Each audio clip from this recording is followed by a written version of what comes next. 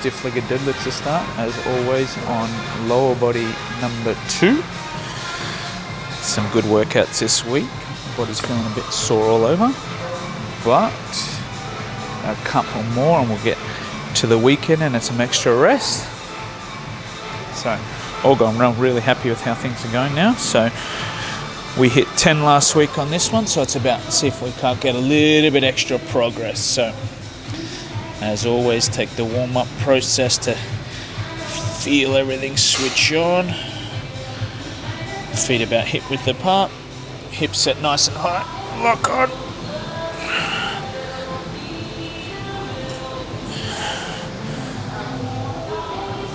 Hips set nice and high, hamstring stretch, hamstring tension. Okay, so 2 or 3 sets, get up to the working weight.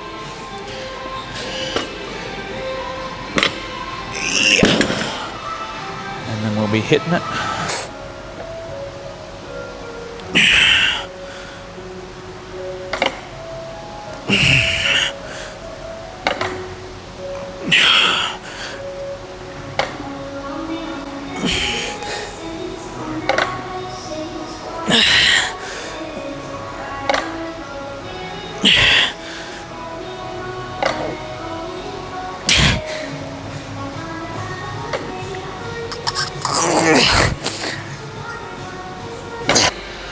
So what I think those sets of deadlift show me is that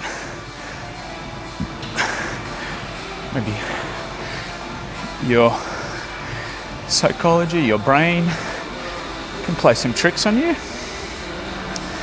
which is you might be feeling like, I'm not going to be strong today, I feel overtrained, I feel like I'm not going to be doing really well. But if you just let your body do the talking, you perform the exercise consistently with good technique and try and see if your body actually is overtrained or your brain's just playing a couple of little tricks on you. So you get started, I realize, I felt like I was going to be weak. You get into it and you realize, okay, I'm feeling okay. And then again, performance was okay. So I've gone up in weight, reps came down a little bit, so next week keep that same weight again, try and get those couple extra reps. So I've been playing around with this split squat variation for a little while now to try and make it as glutey as possible. So the quads are still going to work a little bit, but I want to make this mostly dominated by the glutes with quads just a helper along the way. So the variation that I've come to, rear foot elevated. This can either be a bench or one of these roller thingies.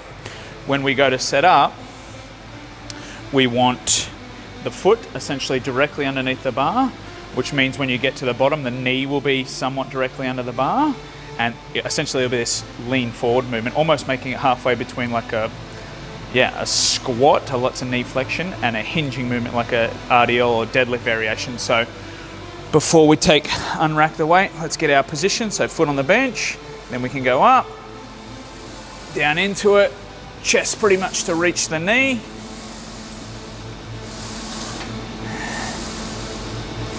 I think that's going to be red hot, everybody. So on the other side, a couple of reps to get some practice in.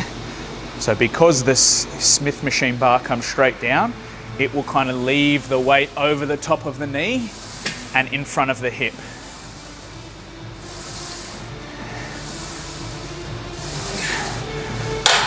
So in that sense, if the weight is coming down over the knee, it will be in front of the hip, making it hard for you to extend the hip, and therefore harder for the muscles that extend the hip, e.g. glutes is what we want. So this, I think, is going to be a winner for me.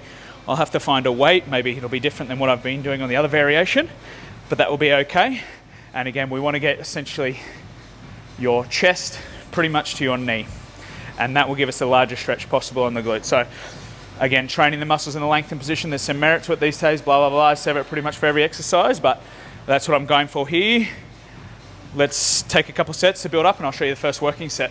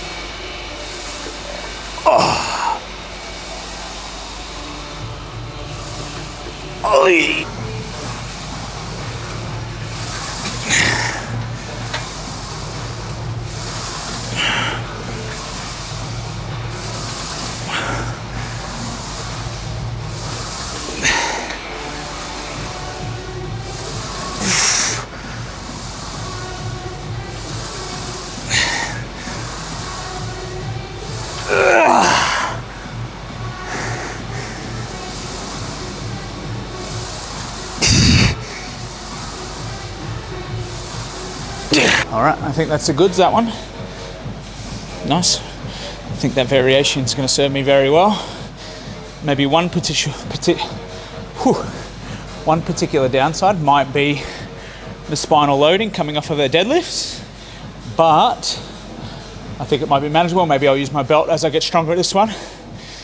But yeah, rear foot elevation, front foot in line with the bar. Because the Smith machine only goes down, that means the weight or the force will be coming down over the knee joint. It will kind of force you to lean that little bit forward. So both we will stretch out the glute, as well as where the weight is essentially impacting, attaching to our system, is going to be much further in front of the glute and over the top of the knee, making it harder to extend the hip and making it harder on the glutes, hopefully. I look forward to see if they're sore tomorrow and stuff like that. Be interesting, but that's nice. That's cool. I'm really chuffed with that split squat variation. I think that'll serve me for a long time to come. Anyway, belt squat next. So these aren't super common in all gyms yet. Like when I'm traveling, I still don't see these everywhere, but I think they should be really, really nice. So now I can train my legs without loading my spine. I've got deadlifts, split squats, all putting a little bit of pressure on my skeleton, on my bit of axial loading. This is a pretty good machine, but I have to make some adjustments, which is I stock myself up a little bit because I'm a bit short. And that's it.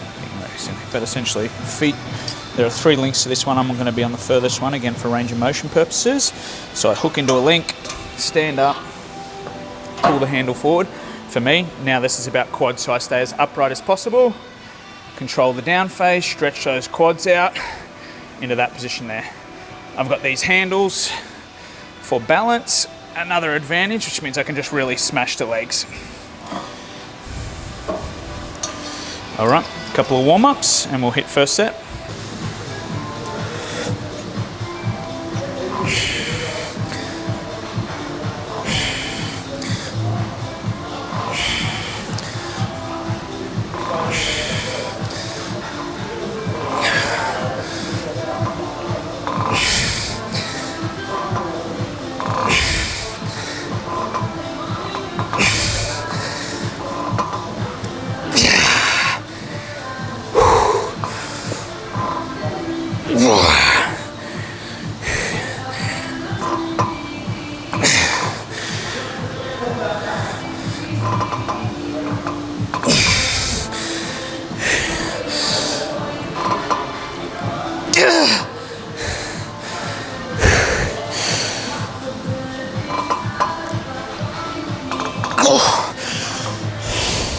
Three sets of belt squats done.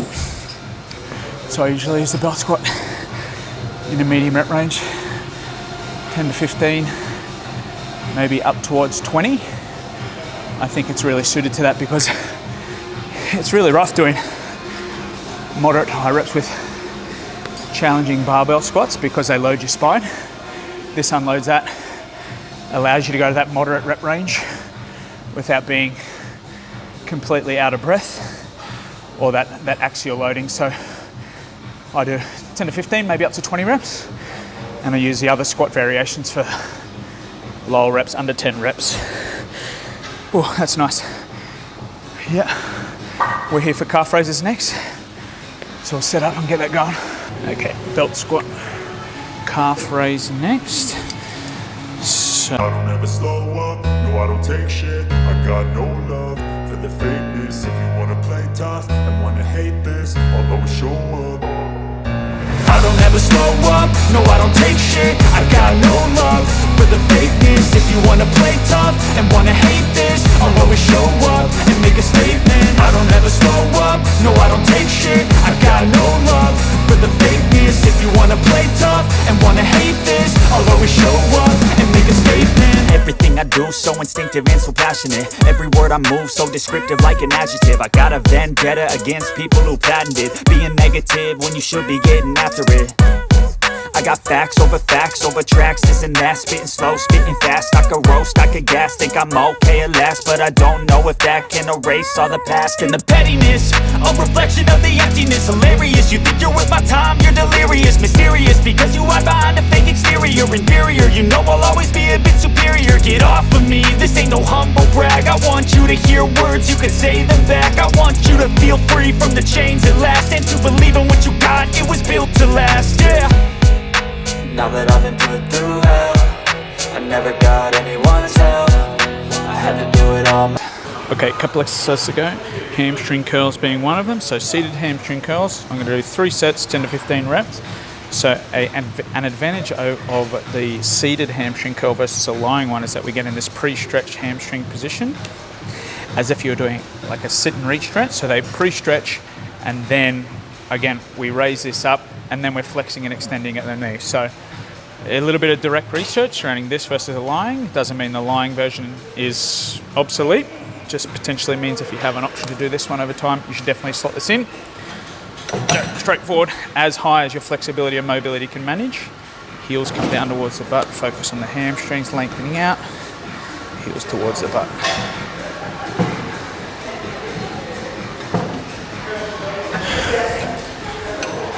All right, a couple of practice sets and then we're on.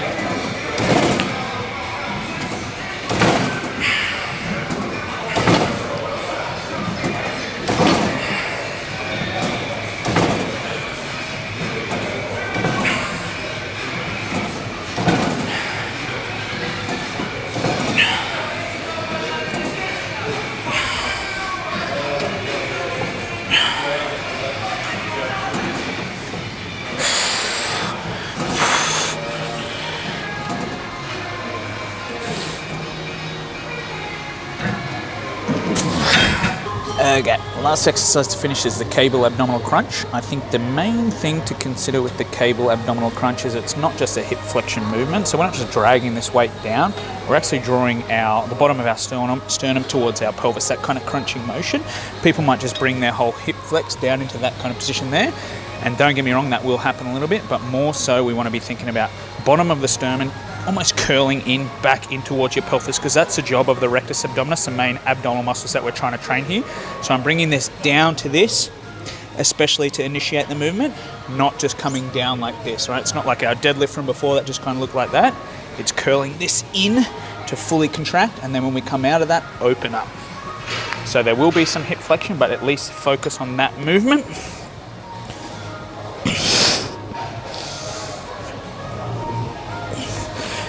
Yep, so that movement there, crunch like such, not just sort of hinging over, right? We've got 5 sets here. I'll show you a working set here in one memento.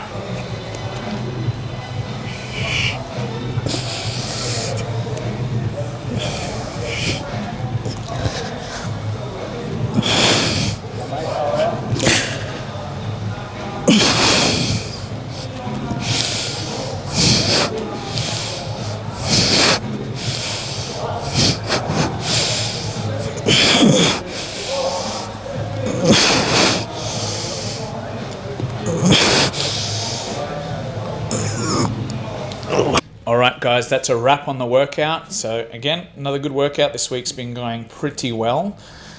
Workouts have been sensational. I think the concept that I came across today, which I think is really, really valuable, is that sometimes your psychology, your brain, however you want to express it, can play some tricks on you. So like today I thought, I'm not going to be too strong today. I feel pretty ordinary, pretty tired and stuff like that. But I just let my body do the talking, basically. So like potentially you could be overtrained, or you might need a break from training. But if you just get in there and try, you'll find out. Your brain might play some tricks on you, say, stop, you're tired, we can't go on, blah, blah, blah, blah, blah, whatever it might be. But if you just get out there, let your body do the talking, you'll actually find out if you are actually needing of a break, or you're just, your brain's playing a couple tricks on you. You know, you're tired, I'm going to be weak today, I'm not feeling it today, whatever it might be. Get out there, get going, see what happens. Again, let the body do the talking. If you're overtrained, you won't be able to perform well. You'll know that for sure because you try hard enough. You won't perform as well as you did last week, and then maybe that's indicative that you need some time off. So I think that's a great concept to keep in mind, is pay attention to your body, listen to your body. You know, if your body cannot achieve what you're trying to achieve, then it might be time for a break. If your brain's just telling you, don't go, stop, you can't do it, you're tired, whatever it might be, get out there, give it a go, and see if the body is actually in need of a break, or it's just your brain playing a couple of tricks on you. All right, as always, we're about progress over perfection here. Coach Dan, signing off.